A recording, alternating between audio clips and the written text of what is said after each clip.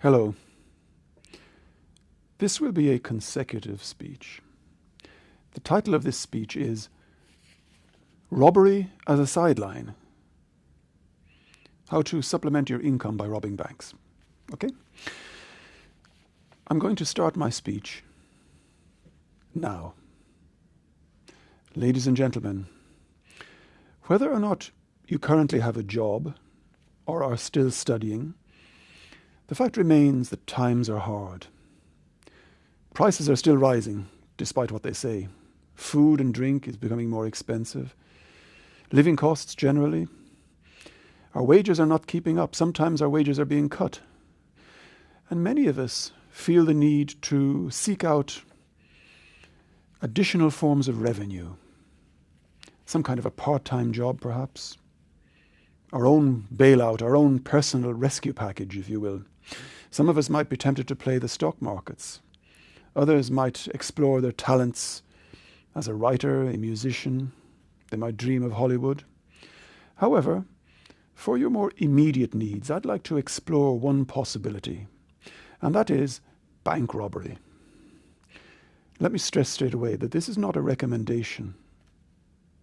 As a law-abiding citizen, far be it from me to incite anyone to engage in illegal activity.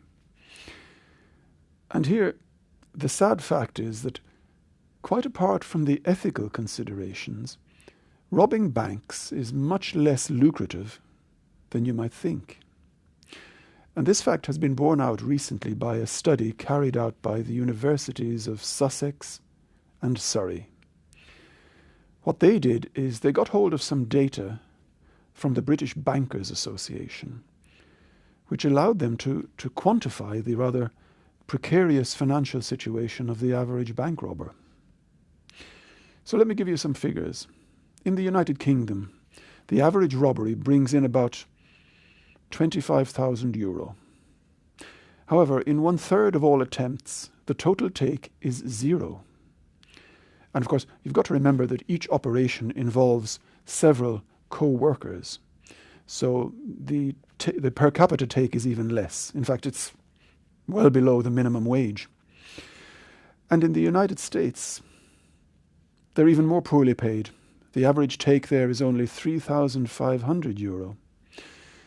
And in neither of these cases have I taken account of professional expenses or overheads, such as masks, guns, getaway cars.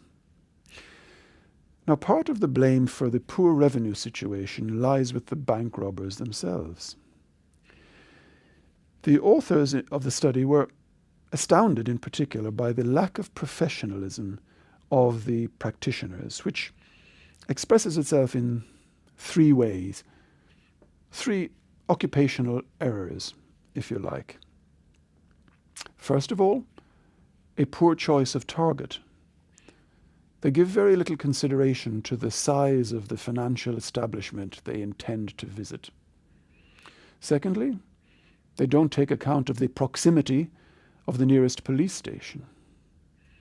Thirdly, they pay scant regard to the security system in place in the bank. In fact, it would seem that the choice of target in most cases is pretty arbitrary. And yet things could be different. There is hope. There are ways of improving things. The study of econometrics tells us this. Econometrics involves basically using maths and statistics to solve problems of this type. And there are two main ways in which the situation could be improved. First of all, a better division of labour. Having several gang members is a surefire way of increasing the takings. Although, of course, the price for this increased reliability is that there are more people to share out the takings among. Secondly, it's important to make sound investments. Purchasing a firearm is, statistically speaking, worthwhile.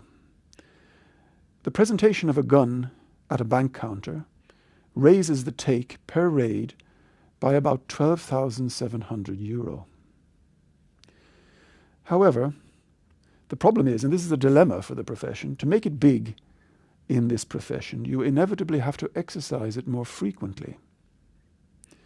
And that brings me to the risk factor, because on average, 4 robberies tend to be followed by a stint in the cooler.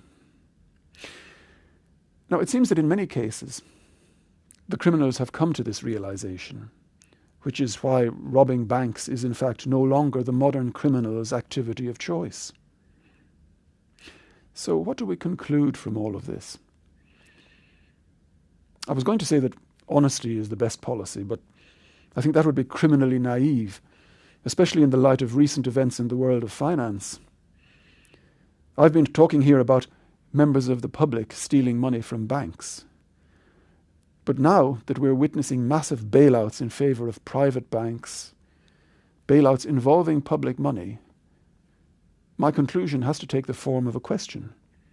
Who's robbing whom? Thank you.